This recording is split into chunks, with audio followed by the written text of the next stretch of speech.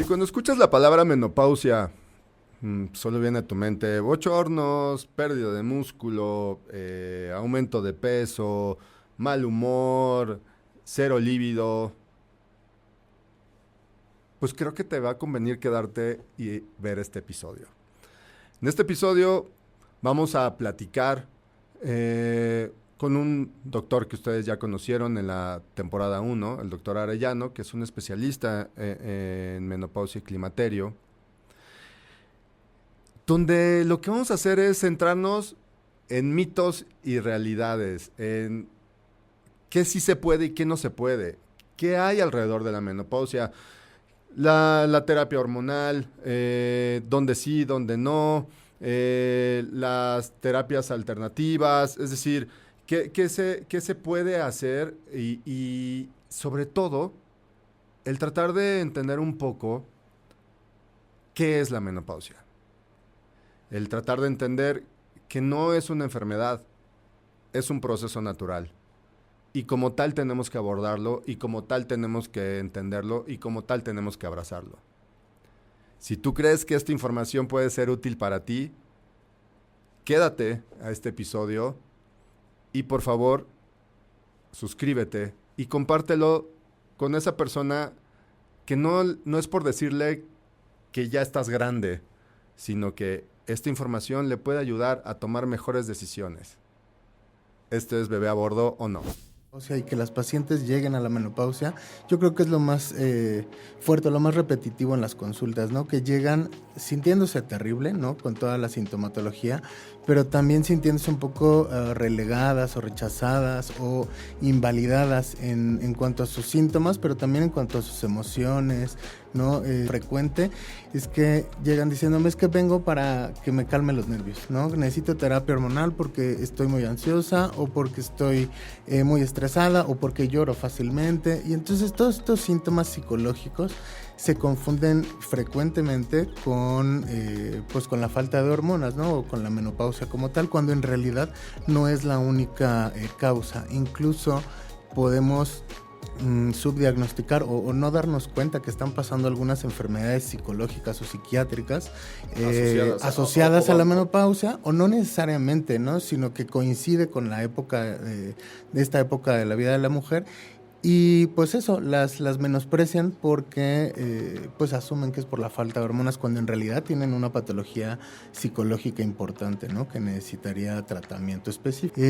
Y pues eso, o sea, al final la terapia hormonal no necesariamente quita las molestias psicológicas, ¿no? Siempre necesitaremos una valoración mucho más profunda para no confundir pues lo que está viviendo en la menopausia. Además de que por la época de la vida todo se les junta, ¿no? Es más o menos en esa época que los hijos empiezan a ir de casa, que se hacen más independientes, pues llevan a veces varios años ya en una relación de pareja, que puede tener también algunos conflictos, y entonces todo coincide, pues más o menos en esa edad, ¿no? Alrededor de los 50 años, y entonces empiezan, pues se les junta todo, ¿no? Y pues yo creo que eso sería algo muy importante, saber distinguir que sí son síntomas relacionados con la menopausia o cuando necesitamos ayuda extra, ¿no? Para abordar este tema.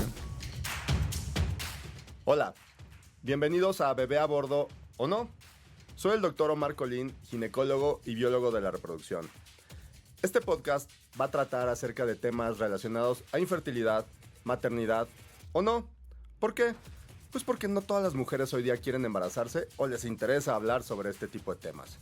Así que, sin más preámbulos, ¡vámonos! Hola, ¿cómo están?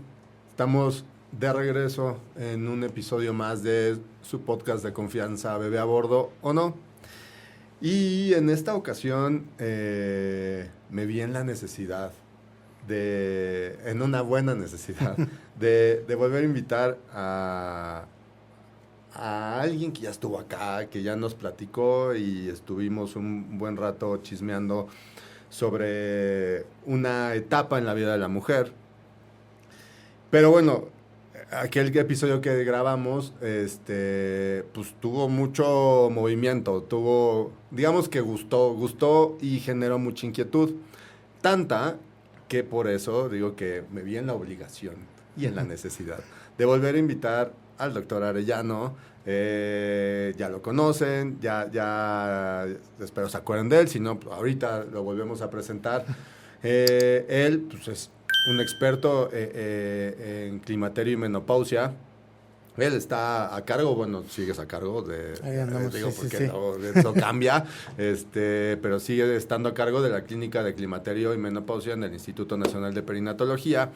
Entonces, bueno, creímos conveniente volverlo a invitar porque hubo varias cosas que se quedaron pendientes y otras tantas que hay que hacerle un reforzamiento a los comentarios por muchas dudas que ustedes nos fueron dando y comentando y demás. Entonces, pues le dijimos, pues hay que volverlo a invitar. Y afortunadamente aquí está, aceptó, se dio el tiempo y aquí está otra vez con nosotros. Entonces, sí sigues en Perinato, ¿verdad? Ahí sigo, ahí seguimos. Sigue siendo experto en climaterio. Ahí seguimos ya, casi 10 años ahí. ¿10 años? Bien rápido. Vale, no manches. Que pasa el tiempo. Sí, sí. Pero sí, ahí seguimos. Oye, pues bueno, a ver. Entrando ya directamente en tema, este episodio va a ser mucho guiado totalmente por dudas o comentarios que surgieron a raíz del episodio anterior, ¿va? Entonces, la primera, como en esta primera parte del episodio, quiero que aclaremos o que nos digas cuáles son las principales leyendas urbanas o mitos o anécdotas, no sé cómo decirlo. Yo creo que leyendas urbanas que te dan tus pacientes en las consultas, o sea, en relación a climaterio y menopausia, o sea, ¿qué es lo que te cuentan? ¿Qué te dicen? ¿A qué le tienen miedo? ¿Qué hay? O sea, que en ese grupo de pacientes, ¿qué es lo que cuál es el run en este grupo de pacientes? Claro, pues muchas gracias primero por invitarme y al final es un buen espacio para hablar de estos temas. Fíjate que en realidad es un estigma, ¿no? El hablar de menopausia y que las pacientes lleguen a la menopausia, yo creo que es lo más fuerte, lo más repetitivo en las consultas, ¿no? Que llegan sintiéndose terrible, ¿no? Con toda la sintomatología, pero también sintiéndose un poco relegadas o rechazadas o invalidadas en cuanto a sus síntomas, pero también en cuanto a sus emociones, ¿no? De pronto es muy frecuente que pues asuman que pues no sé, los sentimientos que puedan tener o las emociones que puedan expresar llegada a la menopausia se hacen más intensas, lo cual no es necesariamente cierto y tampoco es que, por ejemplo, la terapia hormonal vaya a quitar estas cosas, ¿no? Algo que pasa frecuente es que llegan diciéndome es que vengo para que me calme los nervios, ¿no? Necesito terapia hormonal porque estoy muy ansiosa o porque estoy muy estresada o porque lloro fácilmente y entonces todos estos síntomas psicológicos se confunden frecuentemente con pues con la falta de hormonas, ¿no? O con la menopausia como tal, cuando en realidad no es la única causa. Incluso podemos subdiagnosticar o no darnos cuenta que están pasando algunas enfermedades psicológicas o psiquiátricas asociadas a la menopausia, o no necesariamente, ¿no? Sino que coincide con la época de esta época de la vida de la mujer. Y pues eso, las menosprecian porque pues asumen que es por la falta de hormonas cuando en realidad tienen una patología psicológica importante, ¿no? Que necesitaría tratamiento específico.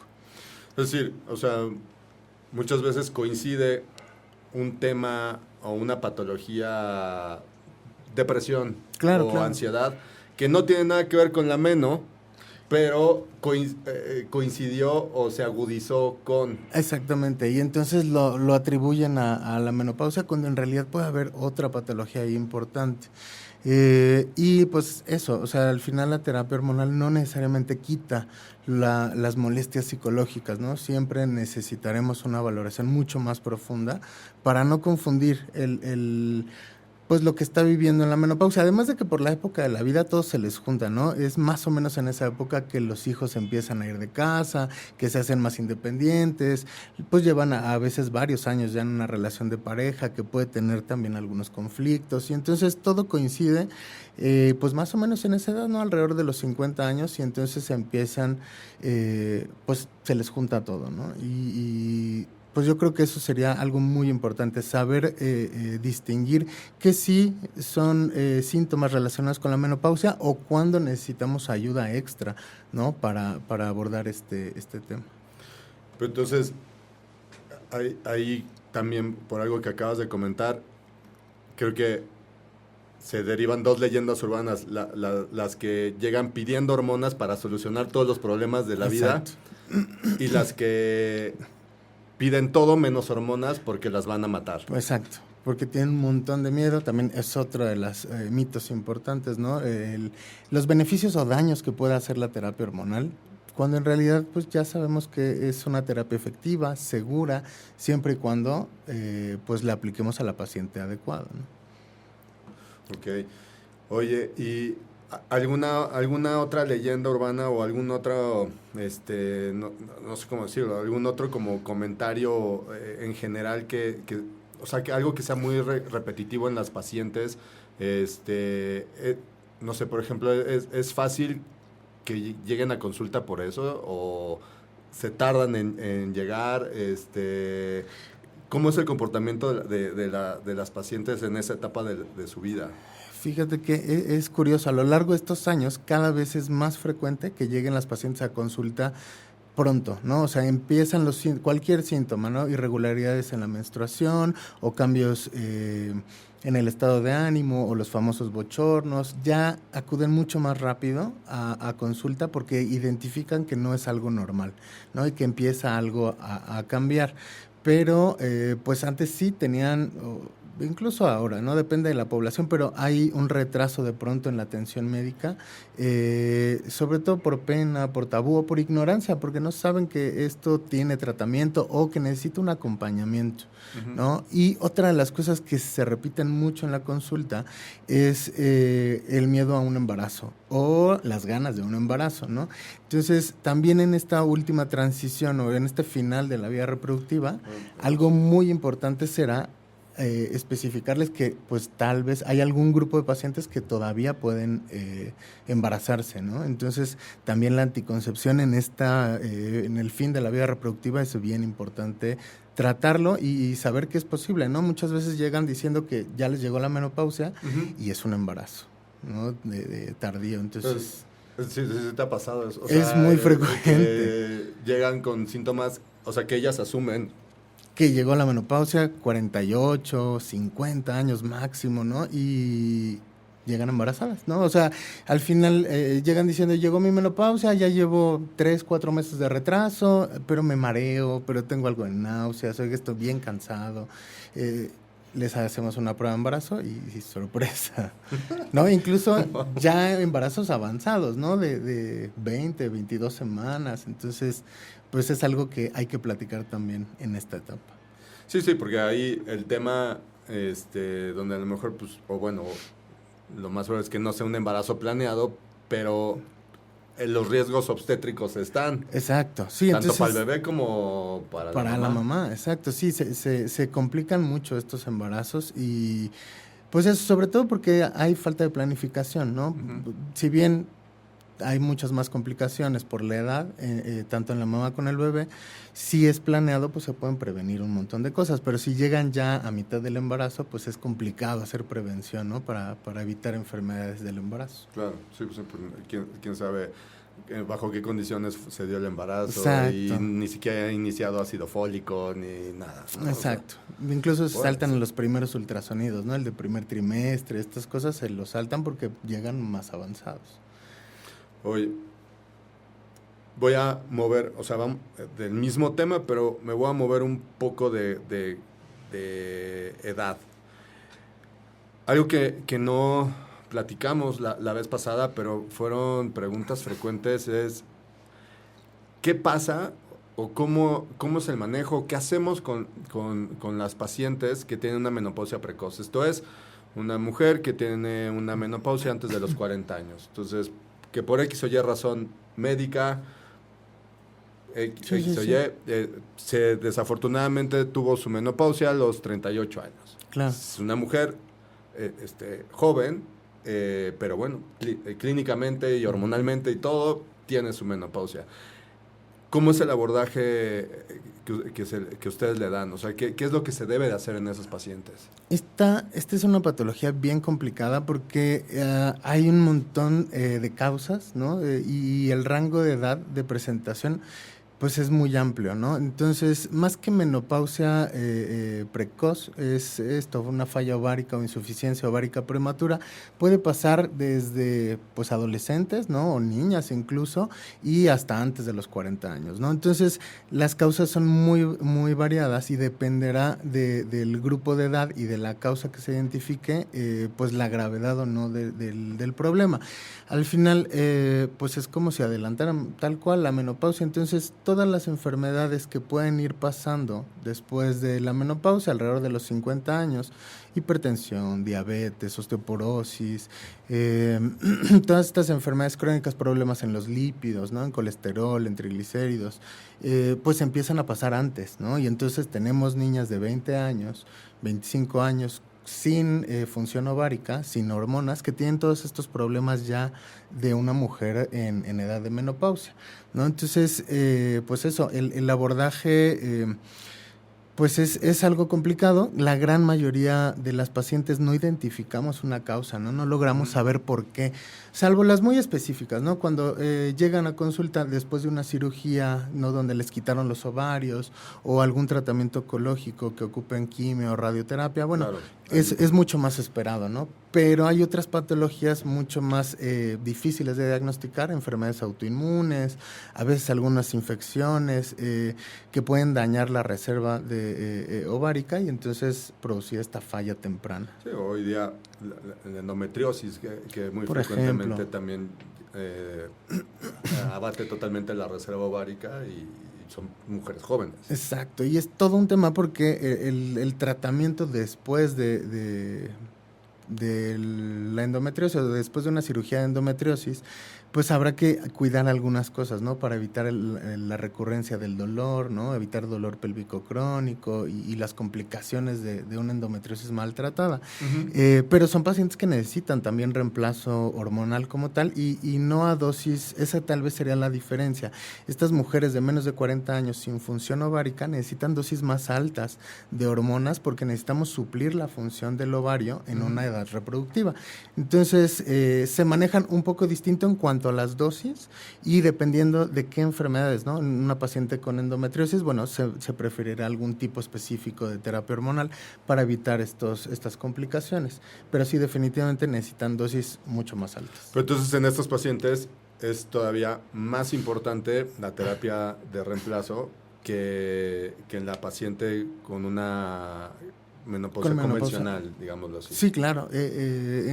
Incluso no es una terapia hormonal menopáusica, sino ya yo le digo que es una terapia sustitutiva, porque necesitan dosis, pues, tal cual como de una mujer en edad reproductiva, ¿no? Mucho más alta.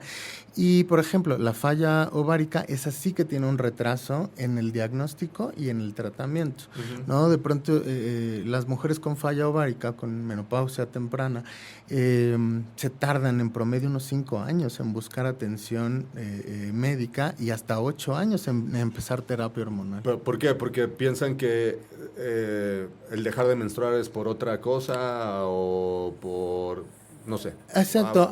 No sé, por SOP o yo qué sé. ¿O por qué se tardan en llegar a consulta? A veces ni se tardan en ir a consulta, a veces el médico es el que no se da cuenta que tiene falla ovárica.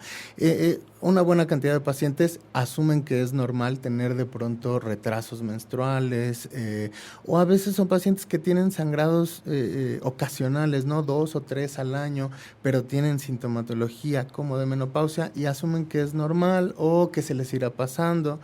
E incluso lo más grave es cuando llegan con médicos y no piensan en el diagnóstico, ¿no? O sea, empiezan a buscar otras causas, ¿no? De falta de menstruación, como ovario poliquístico, ¿no? Que es todo lo contrario, y algunas otras enfermedades que producen síntomas parecidos y retrasan bastante el diagnóstico, o ya que tienen el diagnóstico, por temor, por estos mitos, exacto, de la terapia hormonal y de los daños que puede provocar, retrasan mucho el inicio de la terapia, y la verdad es que ahí sí es fundamental empezar lo antes posible, ¿no? Para tener un buen efecto. O sea, es que, no sé, igual y también es el miedo de la paciente a escuchar la palabra menopausia, o sea... Sí, porque al final son mujeres muy jóvenes que dicen, es que ya entonces ya estoy en la menopausia, ¿no? Ya estoy grande, cuando en realidad no, solo es disfunción de una glándula, ¿no? De un Sí, sigue teniendo la misma edad, solo lo que pasa es que ahí entra un poquito lo que platicábamos hace unos minutos del estigma de la palabra menopausia. Claro. Y entonces el que a mis 25 años me digas que tengo menopausia es como, ¿cómo? Exacto. Entonces ya me voy a morir. Exacto, ya. Pues eso, estoy al final de la vida reproductiva cuando en realidad debería de estar iniciando. Oye, además o sea, de una dosis diferente en la terapia hormonal en la paciente con menopausia precoz, ¿algún otro cambio versus la paciente que tuvo su menopausia en tiempo convencional? En realidad no, hay que hacer los mismos tamizajes, ¿no? Igual hay que hacer estudio de lo que les decía, presión arterial, que se les empieza a subir antes de tiempo, hay que hacer tamizaje de lípidos, de diabetes, en realidad el mismo manejo de la menopausia, pero pues lo raro que a veces se les hace incluso a las pacientes es que lo estemos haciendo en edades muy tempranas, ¿no? Pero todo el seguimiento, o sea, que si la química, que si la densitometría, todo ese tipo de cosas, se mantienen, eso no cambia. O sea, eso no cambia. La temporalidad de cada uno de esos estudios sigue siendo la misma. Digamos que la diferencia de una paciente versus otra es la dosis. La dosis y la edad, ¿no? Pero en realidad el seguimiento es el mismo porque hay que cuidar todos esos órganos donde los estrógenos tienen ahí muchas funciones. Claro. Ok. Y ahora, creo que el 70% de las preguntas iban a esto. La terapia hormonal. Yo sé, hay un montón de dudas al respecto. Sí, y voy a ser como un poco más puntual en eso, en el sentido de ¿la terapia hormonal es para todas las mujeres? O sea, hablando de mujeres, sabemos que la menopausia es entre los 45 y 55 años promedio, más o menos. La media 50, ¿ok? Y que entre más temprano se inicie la terapia, los beneficios de esta son más evidentes, ¿no? Ahora, una de las preguntas que hacían, hablando de la terapia hormonal, ¿a todas las pacientes se les debe de dar? Yo creo que no, al contrario, más bien nuestro trabajo es buscar cuál es la mejor paciente o a qué paciente sí necesita y sí es candidata a recibir terapia hormonal y con cuáles tenemos que tener alguna precaución o usar otros tratamientos para quitar síntomas, pero ya no dar terapia hormonal. Entonces, hay varias contraindicaciones, ¿no? Hay que estar haciendo una evaluación completa de la paciente antes de dar terapia hormonal. Sin embargo, esto no quiere decir, esta información es como mucho más para los médicos, ¿no? Pregunten lo que tienen que preguntar, ¿no? Estén haciendo evaluaciones de cáncer de mama, de cáncer de endometrio, de lípidos, ¿no? Colesterol, triglicéridos, de glucosa, de densidad ósea, de vitamina D, un perfil de tiroides, pero buscando antecedentes de piedras en la vesícula, por ejemplo, ¿no? Entonces, buscando enfermedades que se relacionan con el exceso de hormonas, para saber si es una contraindicación absoluta, ¿no? Por ejemplo, el cáncer de mama. Alguien que ya tuvo cáncer de mama definitivamente no es una candidata adecuada para terapia hormonal, pero hay contraindicaciones relativas donde si tratamos el problema podemos dar terapia hormonal, ¿no? Entonces, por ejemplo, pacientes que tienen sangrados irregulares, que están pensando en hiperplasia o en crecimiento del endometrio, si tratamos engrosamiento del endometrio, ya podemos dar reemplazo hormonal, o incluso a veces la misma terapia hormonal puede servirnos de tratamiento para algunas patologías, ¿no? Entonces, más bien es seleccionar bien a la paciente y seleccionar bien qué tipo de terapia hormonal le conviene más a cada una de las pacientes. Creo que eso, como todo, sin importar la especialidad, como todo debe de ser, el manejo es personalizado. O sea, no hay una receta universal en ningún área de la medicina. O sea, hay que individualizar y ver si se puede o no se puede. Y eso también involucra el momento del inicio de la terapia hormonal, ¿no? Es decir, hablando de una paciente sin ninguna, es decir, sana en general, sin ningún antecedente de importancia, que está alrededor de los 45 años, y a lo mejor empezó con irregularidades menstruales, ¿no? ¿Cuál es en esa paciente que no tiene ningún antecedente de importancia y no tiene nada relevante en la historia clínica? ¿Cuál sería el momento ideal para iniciar esa terapia hormonal?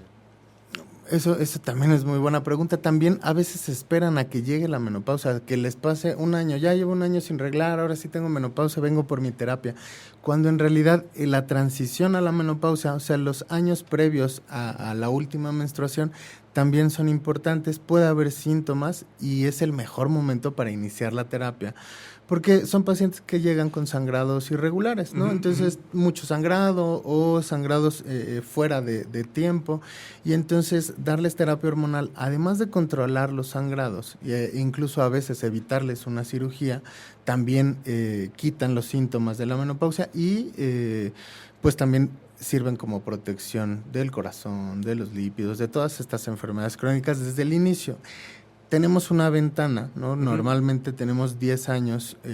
Después de la última menstruación, los siguientes 10 años es el mejor momento para empezar la terapia hormonal. Lo ideal es que no nos tardemos más de 5, ¿no? Los primeros 5. Más de 5 años a partir de la última menstruación. O sea, lo ideal es en los primeros 5 años. Exacto. Desde dando el banderazo de salida, la última menstruación. Exactamente. Ese es como la ventana tal cual. Hay casos, al final, bien decimos, tenemos que seleccionar la paciente porque tenemos incluso hasta 10 años. Tengo pacientes de más de 55 años, incluso un poco antes de los 60, que se benefician también de la terapia. Eso depende ya de cada mujer, pero digamos que en promedio, si empezamos en los primeros 5 años después de la última menstruación, es el mejor momento. Porque en esos primeros años, sobre todo, por ejemplo, en el hueso, es cuando más se pierde densidad ósea, ¿no? Entonces, las mujeres empiezan a descalcificar bien rápido en los primeros 5 años. Entonces, si les damos terapia, podemos prevenir osteoporosis desde ese momento. Ahora, regresando un poco a las pacientes con falla ovárica, mucho más jóvenes, también es importante seleccionar qué tratamiento, qué tipo de estrógeno le vamos a dar para poder cuidar estas cosas, sobre todo cuidar el hueso en estas mujeres. Sí, porque no es lo mismo tratar de evitar una fractura patológica desde los 20 años que tratar de evitar una fractura patológica a los 55 años. Exactamente. Es decir, la vida media, la duración es completamente diferente. Exacto, y también el tipo, ¿no? Por ejemplo, a veces por practicidad o por comodidad o incluso por economía, en las pacientes jóvenes les damos anticonceptivos, ¿no? Y al final no es el mejor tratamiento para la falla ovárica o para prevenir estas complicaciones de menopausia. Entonces, ahí sí ya dependerá, pues, de una evaluación cuidadosa, cuál es la mejor alternativa. Ok. Siguiente pregunta muy frecuente, también en relación a las hormonas. Los fitoestrógenos. Ok. La pregunta era muy con diferentes palabras, pero básicamente era: ¿se pueden? ¿No se pueden? Y si sirven. O sea, claro. Es decir, bueno y malo de fitoestrógenos. En realidad, muchas veces por creer o por escuchar que es algo natural, sí, de origen vegetal o más orgánico, creemos que es mucho más saludable, cuando en realidad no necesariamente. Estos fitoestrógenos tienen su estructura molecular es semejante al de los estrógenos. Ajá. Entonces pueden tener un poquito de efectos, sí. Quitan a veces los síntomas leves, por supuesto, ¿no? Yo en particular los uso mucho mientras estoy estudiando a la paciente, ¿no? Mientras estoy buscando si es candidata o no a terapia hormonal, podemos usar estos fitoestrógenos para minorar un poco los síntomas, básicamente, pero en realidad no es la mejor alternativa. Hay estudios que pues, nos hemos preguntado justo eso, ¿no? Sirven para prevenir infartos, sirven para prevenir demencia o todas las complicaciones de la menopausia, y en realidad la información es que sirven poco. O sea, ayudan o se ve cierta tendencia a una mejoría, pero al compararlo con una terapia hormonal, en realidad es mucho, mucho mejor dar terapia hormonal que solo fitoestrógenos. Ahora también, pacientes que tienen contraindicada la terapia hormonal, ahí está todavía, o sea, es de mucho más cuidado, ¿no? Hay que ver por qué está contraindicada, ¿no? Si bien los fitoestrógenos no tienen prácticamente contraindicaciones, habrá algunas enfermedades donde pues se prefiere no utilizarlos, ¿no? En la gran mayoría se pueden usar, pero digamos que es como una terapia mucho más suave, mucho más leve, que no necesariamente quita todos los síntomas y tampoco protege como protegería una terapia hormonal. Ya, o sea, es como hace un Como efecto poquito, Exacto. pero no puedo utilizarla para prevenir un infarto o una fractura patológica. Exactamente, ¿no? Y sí hay estudios al respecto y se ve tendencia a mejoría. O sea, si lo comparamos con alguien que no recibe nada de tratamiento, sí hay un poco de mejoría. Pero si lo comparamos contra alguien que recibe terapia hormonal, pues la terapia hormonal se los lleva de calle porque es mucho mejor para prevenir estas cosas. Entonces, yo no me quedaría solo con fitoestrógenos o isoflavonas o estas moléculas para tratar toda la época de menopausia, ¿no? Sino nada más un momento o a veces como complemento. Oye, otra pregunta relacionada a las hormonas.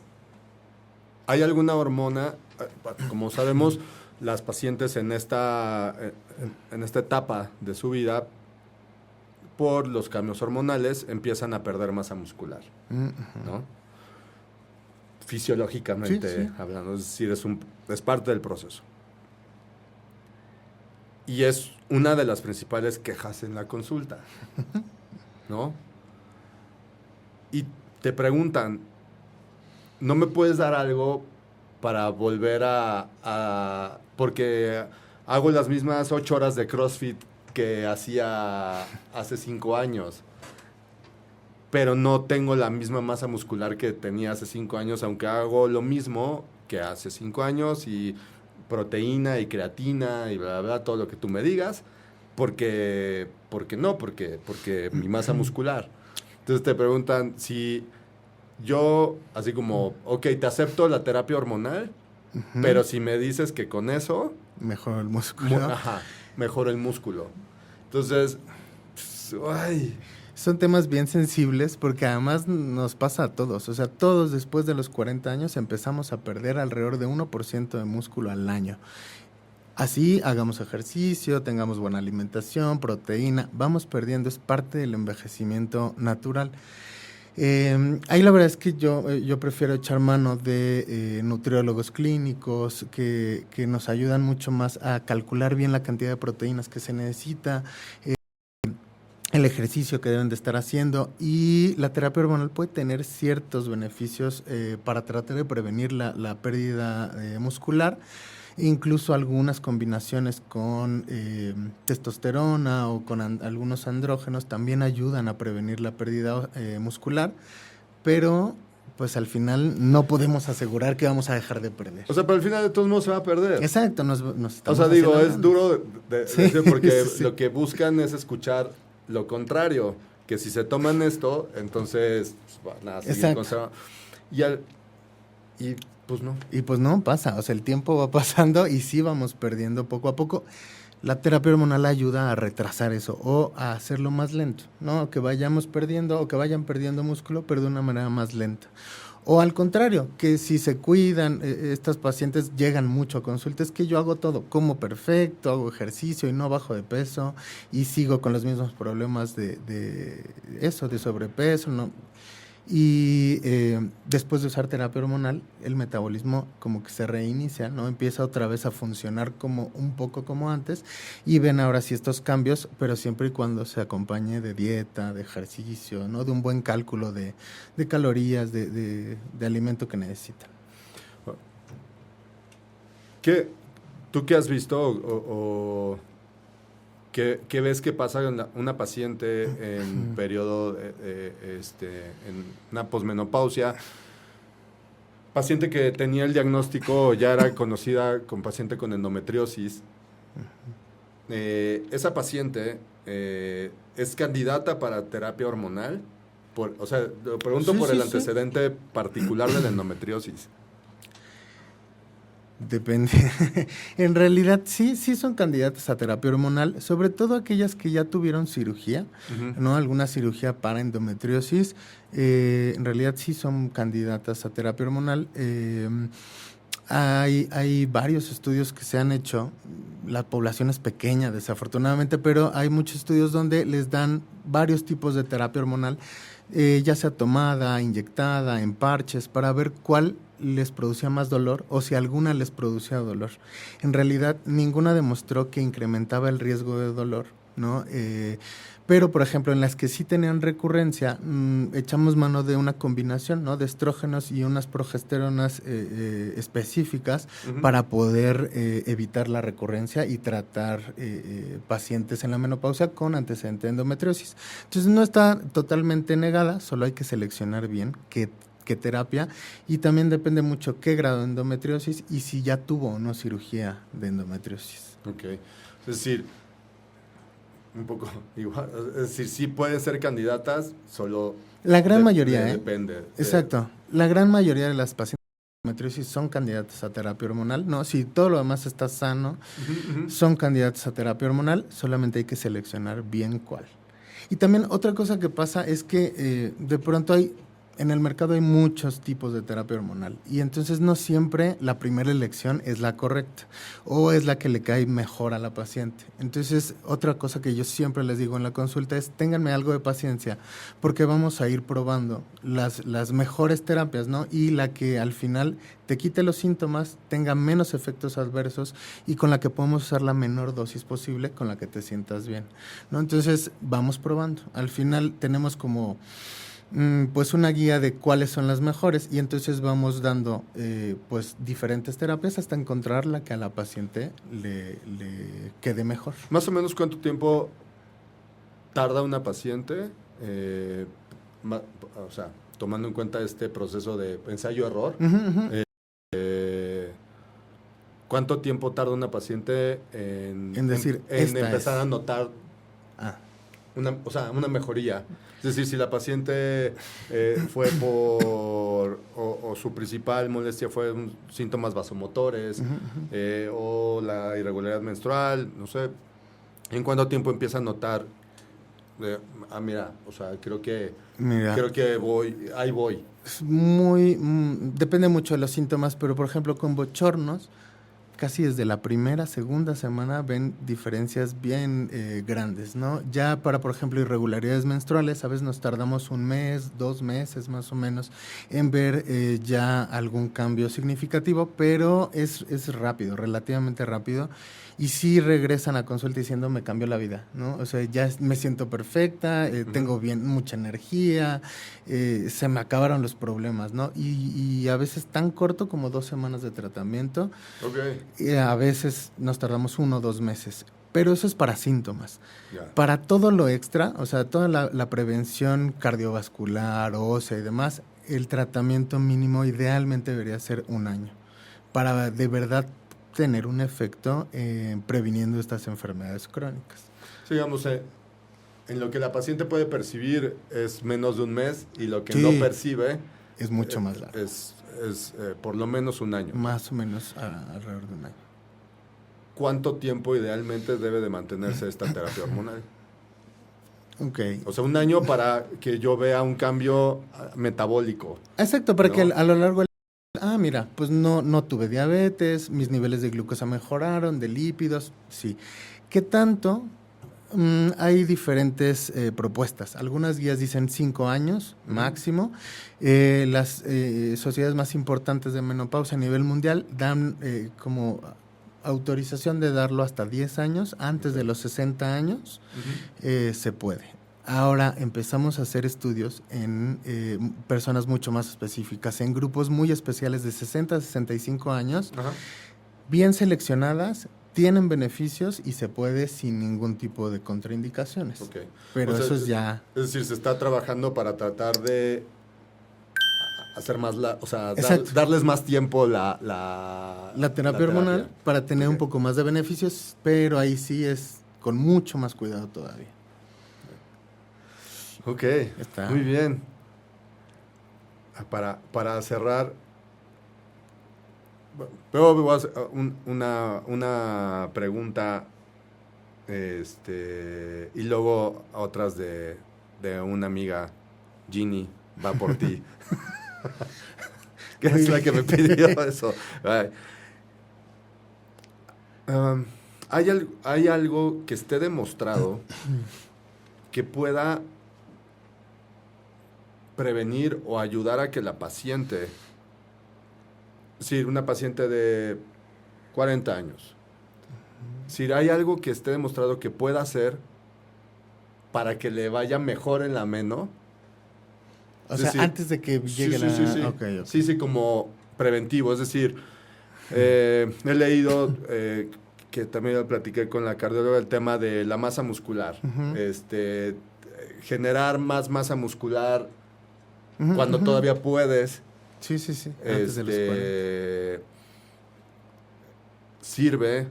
Es decir, claro que sirve, pues, pero en el sentido de con eso me va a ir menos peor. Okay. ¿Hay algo que realmente esté comprobado que me pueda ayudar? Yo tengo 40. Bueno, yo tengo más, pues, pero vamos a asumir que tengo 40. Y puedo empezar a hacer algo pensando en, es que si hago esto, seguramente me va a ir mejor en la meno, o menos mal. Ok. Pues en realidad los estilos de vida saludable ayudan, ¿no? Sí se ha demostrado que mujeres que hacen ejercicio de manera constante, por ejemplo, es mucho más notorio en mujeres que hacen ejercicio de alto rendimiento. En estas pacientes casi nunca tienen síntomas de menopausia, ¿no? Casi nunca tienen bochornos o son muy leves, ¿no? Básicamente. Entonces el ejercicio es fundamental para mejorar los síntomas, para prevenir todas las enfermedades crónicas también, una buena alimentación también. Algo que está muy de moda ahora son toda la suplementación, que incluso llegan, sí, cada vez más frecuentes desde los casi 40, ¿no? 35, 38, 40 años pidiendo suplementación, y hay un montón de cosas que podemos dar, ¿no? Vitamina D, vitamina E, vitamina K, magnesio, muchas cosas, NAD, famoso. En realidad hay poca evidencia, funcionan pues parcialmente, yo diría como los fitoestrógenos, ¿no? O sea, al final estas son moléculas que se usan todos los días en el metabolismo, ¿no? Y todos los días necesitamos un poquito de vitamina C para algo, una enzima para esta otra función. Y el cuerpo las va usando todos los días. Si no tenemos una alimentación balanceada o estas enzimas son bien cortitas, son difíciles de encontrar en una dieta, pues sí conviene suplementarlas, pero es constancia. Entonces, al final, o sea, a ver, como tal no hay algo que... Nada. Y eso pues lleva al siguiente comentario de pues, la menopausia es una etapa y es un proceso un proceso fisiológico en la vida de la mujer. Es decir, sí, es algo con lo que hay que aprender a vivir, ¿no? O sea, al final sí tienes que empezar a aceptar qué es lo que va a ir pasando, ¿no? Es el paso del tiempo. Pero también una pista buena que nos da es preguntarle, ¿y cómo le fue a tu mamá? ¿No? O a tus tías. tuvieron muchos síntomas vasomotores, se parece mucho, ¿no? Más o menos, incluso hasta la edad de presentación de la menopausia es muy parecida. Entonces, algunas preguntas como para saber el pronóstico pueden ser familiares, ¿cómo no? Sobre todo a tu mamá, ¿cómo le fue en la menopausia? Más o menos te puede dar una idea de cómo te va a ir a ti. Pero también definitivamente el tratamiento cambia por completo el pronóstico, ¿no? Entonces esto de que seguramente te va a pasar, vas a llegar a la menopausia, vas a tener síntomas, sí, pero lo puedes pasar mucho mejor recibiendo tratamiento. Claro, entonces, o sea, híjole, a lo mejor no son el tipo de respuestas que hubieran querido o esperado escuchar, pero pues es lo que es y tenemos que poner los pies en la tierra y es lo que hay. Al final yo prefiero, porque la verdad en mi consulta a mí no me gusta decir o prometer cosas que no van a pasar, ¿no? A mí me gusta decirles mucho más real lo que van a pasar, lo que pueden sentir, pero también pues con la certeza que hay cosas ya, o sea que la ciencia ya avanzó suficiente como para que no pasen estas cosas, ¿no? O sea, sí es un proceso de envejecimiento, pero no hay por qué pasarlo mal y tampoco quiere decir que ya es seguro una complicación, ¿no? Entonces, o sea, entiendo, no es la respuesta así, ni más taquillera ni la que todo mundo quiere, pero sí es la más real, ¿no? O sea, esto puede pasar, al final los síntomas se presentan, pero hay cosas para evitarlo. Perfecto. Y bueno, para terminar, voy a sacar mi acordeón, porque digo que estas preguntas vienen de esta amiga. Aquí está, ahí te va. ¿Quién es el dueño de la menopausia? O sea, en el sentido de ¿quién debe de llevar el control de la paciente con menopausia?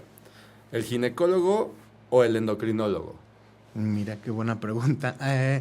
En realidad, un médico capacitado para tratar estos problemas endocrinos. Definitivamente los endocrinólogos tienen el conocimiento completo para administrar terapia hormonal. En realidad ellos son los que prescriben también hormonas, no nada más terapia hormonal.